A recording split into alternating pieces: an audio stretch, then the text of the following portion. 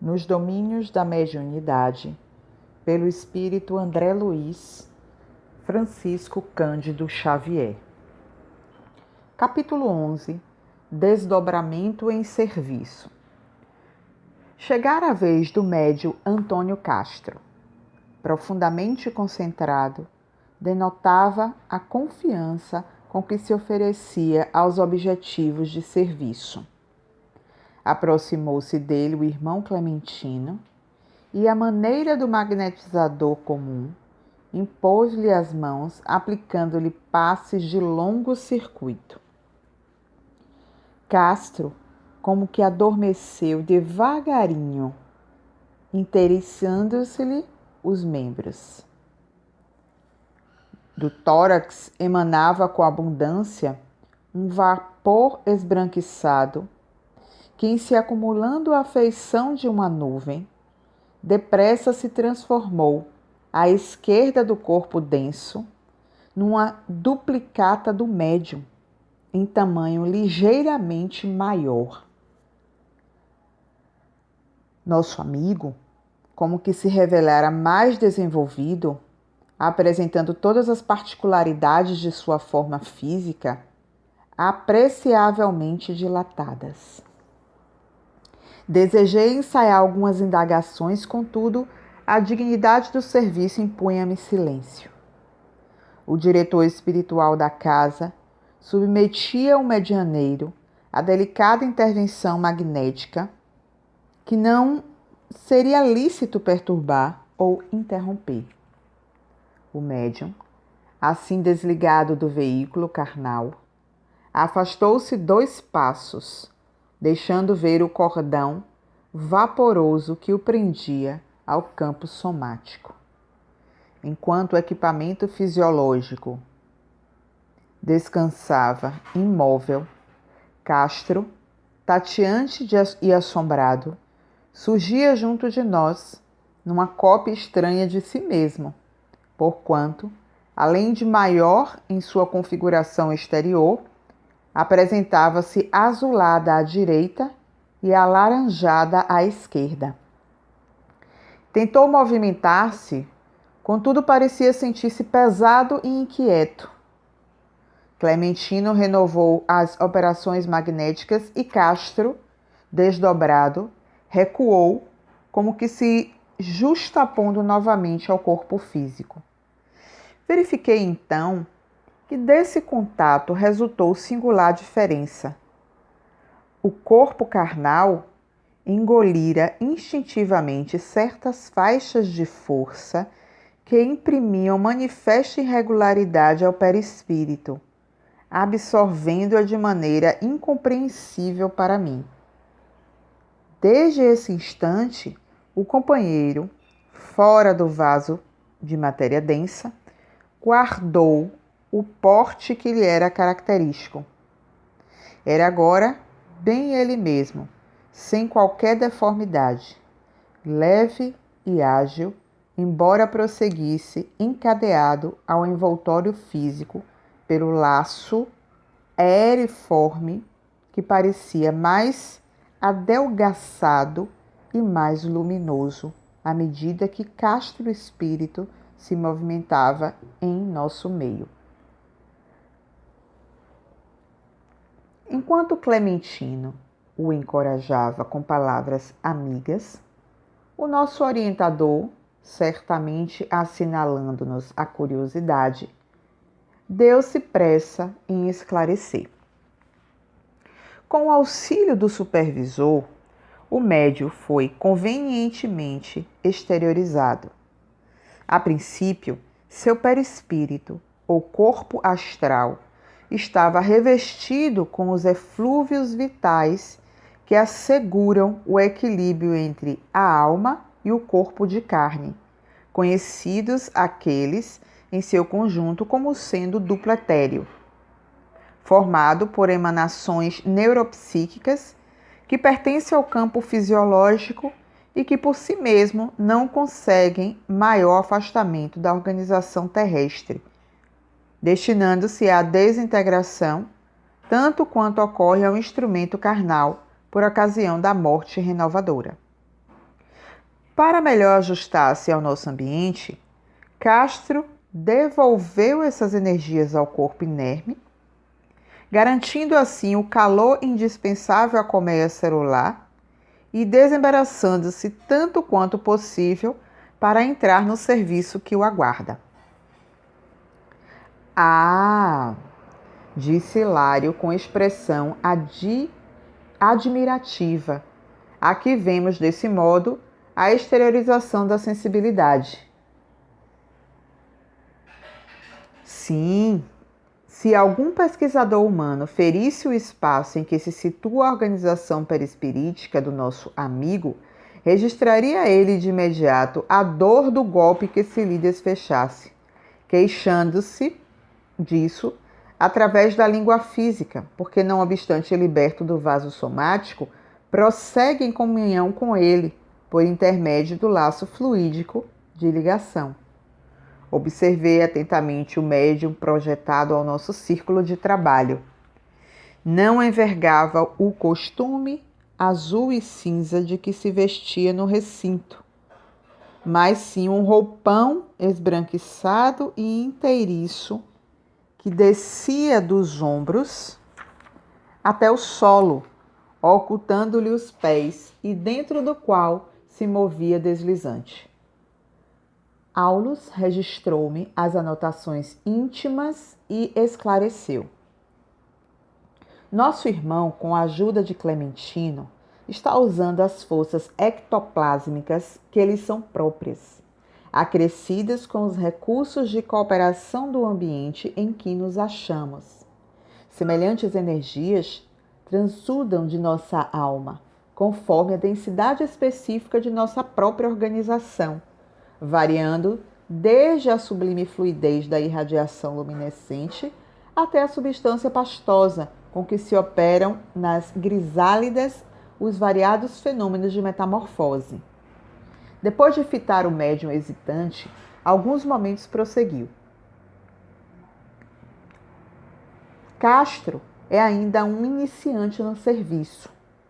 À medida que entesoure a experiência, manejará possibilidades mentais avançadas, assumindo os aspectos que deseje, considerando que o perispírito é constituído de elementos maleáveis, obedecendo ao comando do pensamento, seja nascido de nossa própria imaginação ou da imaginação de inteligências mais vigorosas que a nossa, mormente quando a nossa vontade se rende, irrefletida, à dominação de espíritos tirânicos ou viciosos, encastelados na sombra. Nosso amigo, então, se pudesse, comentou Hilário, curioso. Mas, cortando-lhe a frase, o assistente completou-a, ajudando. Se pudesse pensar com firmeza fora do campo físico, se já tivesse conquistado uma boa posição de autogoverno, com facilidade imprimiria sobre as forças plásticas de que se reveste a imagem que preferisse, aparecendo ao nosso olhar como o melhor que aprovesse, porque é possível estampar em nós mesmos o desenho que nos agrade. Sim, ponderei. Importa reconhecer, contudo, que esse desenho, embora vivo, não é comparável ao vestuário em nosso plano. Aulus percebeu que minhas indagações incluíam sempre o imperativo de maior esclarecimento para Hilário, ainda neófito em nosso campo de ação, e talvez por isso procurou fazer-se tão claro e minucioso quanto possível, acrescentando: de modo nenhum. O pensamento modelará a forma que nos inclinamos a adotar. No entanto, os apetrechos de nossa apresentação na esfera diferente de vida a que fomos trazidos, segundo você, já conhecem variação em seus tipos diversos. Lembremos-nos, para exemplificar, de um homem terrestre tatuado. Terá ele escolhido um desenho através do qual a sua forma, por algum tempo, se faz mais facilmente identificável, mas envergará a vestimenta que mais lhe atenda ao bom gosto, conforme as usanças do quadro social a que se ajusta. E sorrindo acentuou: pela concentração mental, qualquer espírito se evidenciará na expressão que deseje, Todavia, empregando nossa imaginação criadora, podemos e devemos mobilizar os recursos ao nosso alcance, aprimorando concepções artísticas no campo de nossas relações uns com os outros. A arte, tanto quanto a ciência entre nós, é muito mais rica que no círculo dos encarnados, e por ela a educação se processa mais eficiente no que tange à beleza e à cultura. Assim como não podemos conceber uma sociedade terrestre digna e enobrecida, tão somente composta por homens e mulheres em nudismo absoluto, embora com maravilhosos primores de tatuagens, é preciso considerar que os indivíduos de nossa comunidade, não obstante dispondo de um veículo prodigiosamente esculpido pelas forças mentais, não menoscabam as excelências do vestuário, por intermédio das quais selecionamos emoções e maneiras distintas. Não podemos esquecer que progresso é trabalho educativo. A ascensão do espírito não seria regresso ao empirismo da taba. Aulo silenciou. O médium, mais à vontade fora do corpo, denso, recebia as instruções que Clementino lhe administrava paternal. 2 guardas aproximaram-se dele e lhe aplicaram à cabeça um capacete em forma de antolhas. Para a viagem que fará, avisou-nos o assistente, Castro não deve dispensar a atenção. Incipiente ainda nesse gênero de tarefa, precisa instrumentação adequada para reduzir a própria capacidade de observação, de modo a interferir o menos possível na tarefa a executar. Vimos o rapaz plenamente desdobrado, alçar-se ao espaço de mãos dadas com ambos os vigilantes. O trio volitou em sentido oblíquo, sob nossa confiante expectação. Desde esse momento, demonstrando manter segura comunhão com o veículo carnal, ouvimos-lo dizer através da boca física. Seguimos por um trilho estreito e escuro. Oh, tenho medo, muito medo. Rodrigo e Sérgio amparam-me na excursão, mas sinto receio. Tenho a ideia de que nos achamos em pleno nevoeiro. Estampando no rosto sinais de angústia e estranheza, continuava. Que noite é esta? A escuridão parece pesar sobre nós. Ai de mim! Vejo formas desconhecidas agitando-se embaixo sob nossos pés. Quero voltar. Não posso prosseguir. Não suporto. Mas Raul, sob a inspiração do mentor da casa, elevou o padrão vibratório do conjunto numa prece fervorosa em que rogava do alto forças multiplicadas para o irmão em serviços. Junto de nós, Aulus informou. A oração do grupo, acompanhando na excursão e transmitida a ele de imediato, constituiu-lhe abençoado tônico espiritual.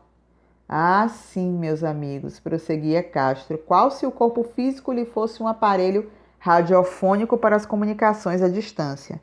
A prece de vocês atua sobre mim como se fosse um chuveiro de luz. Agradeço-lhes o benefício. Estou reconfortado. Avançarei. Interpretando os fatos sob nossa observação, o assistente explicou. Raros espíritos encarnados conseguem absoluto domínio de si próprios, em romagens de serviço edificante fora do carro da matéria densa. Habituados à orientação pelo corpo físico ante qualquer surpresa menos agradável, na esfera de fenômenos inabituais, procuram instintivamente o retorno ao vaso carnal, à maneira do molusco que se refugia na própria concha diante de qualquer impressão em desacordo com seus movimentos rotineiros. Castro, porém, será treinado para a prestação de valioso concurso aos enfermos de qualquer posição. Enquanto assinalávamos o apontamento, a voz do médium se elevava no ar, vigorosa e cristalina. Que alívio! Rompemos a barreira de trevas. A atmosfera está embalsamada de leve aroma. Brilham as estrelas novamente. Oh, é a cidade de luz. Torres fulgurantes elevam-se para o firmamento. Estamos penetrando um grande parque. Oh, meu Deus, que vejo aqui a sorrir-me.